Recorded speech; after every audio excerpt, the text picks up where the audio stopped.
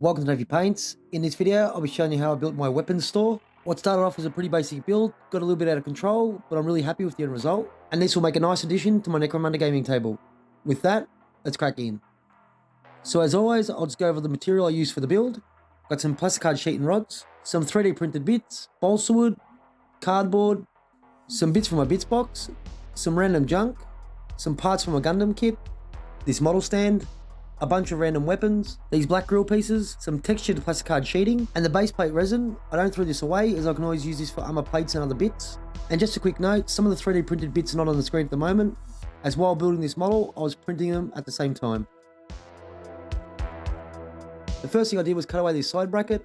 This opens up the model a lot more, but I did leave this front pole intact. This piece of roof section at the front is from an Imperial Guard flyer, and I've mounted this onto a pole, and the pole is the tail from the same kit. For the two walls, I got myself some cardboard, cut those to size, and glued those into position with some super glue.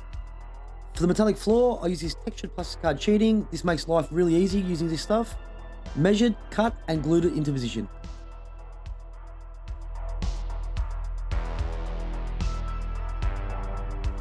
All the cardboard on the model, I harden up with some PVA glue and water.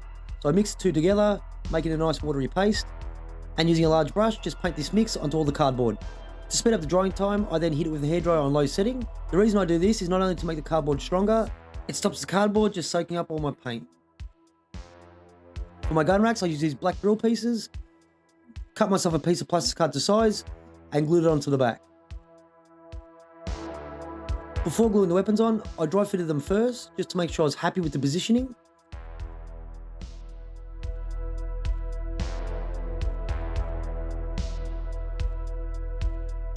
Once I was happy with the setup, I glued them all down using some super glue. Then glued the gun racks onto the interior walls. For the frame of the sign, I got this piece of plastic here, not too sure where it's from, but it worked out perfectly for this build. Before mounting this into position, to make sure it's nice and sturdy, I've pre-drilled a couple of holes into the legs and also 2 into the roof. And to pin this into position, I used some metal rods and some super glue.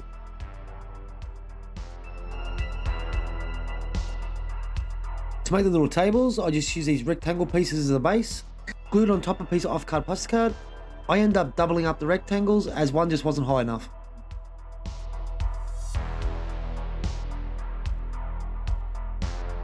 With the excess Platicard, I used some scissors just to cut it away, and my hobby knife just to trim up the edges. For the items on the tables, this first table here has a bunch of scopes on it, ranging from a large scope down to a really small one. And on the second table, I glued a bomb, some ammo, and some other random bits.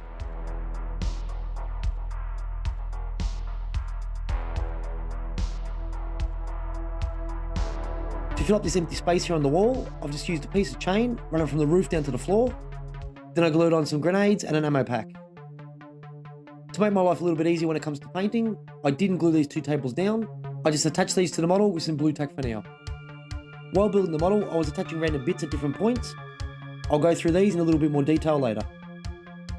For the sign, just like the walls earlier, I cut myself a piece of cardboard to size and glued that into position with some super glue. And sealed this with my glue and water mix. I've stolen this piece from my killer cans and I'll be using it as a generator on top of the roof. I pre-drilled some holes in the roof, ran some wires from the generator down to each of the different weapon racks. The reason for this, I imagine the weapon racks would be magnetized to hold the weapons on and not requiring little pegs. I chose to go this way for style and also laziness.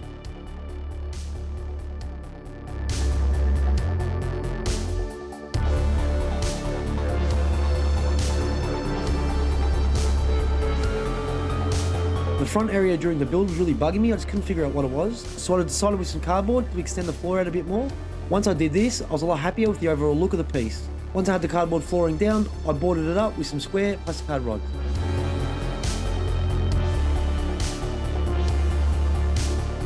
Sealed it with my PVA and water mix, then glued on a bunch of random bits to add some detail.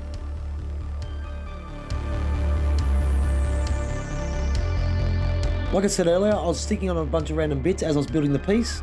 So here you can see I've attached some cardboard, Platicard, some old electrical bits, balsa wood, some bits from my bits box, some base plates from my resin prints, a piece of barbed wire and a ladder which I attached to the back.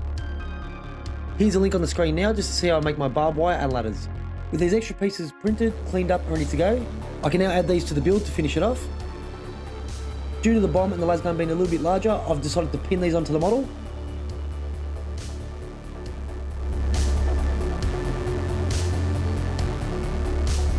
The final touch was to add this oil drum to the model. With that down, the piece is completed and ready to be painted. I've had a lot of fun building this piece. I might have glued a few too many bits on, and I'll be paying for it when it comes to painting. Thanks for watching Nayfee Paints. If you like the video, please click the sub button or leave me a like.